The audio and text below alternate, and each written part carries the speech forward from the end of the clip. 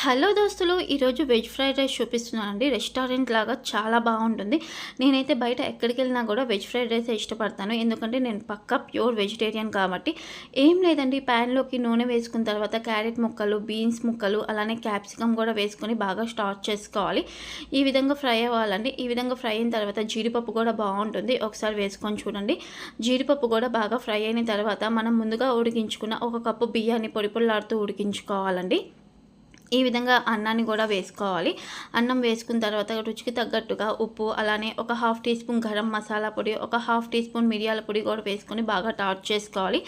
ఈ విధంగా ఒకసారి కలుపుకున్న తర్వాత ఒక 1/2 టీ స్పూన్ వెనిగర్, అలానే ఒక 1/2 టీ స్పూన్ సోయా సాసు, కొద్దిగా కొత్తిమీరతో గార్నిష్ చేసుకుంటే ఎంతో కమ్మగా ఉండే వెజ్ ఫ్రైడ్ రైస్ రెడీ అవుతుంది.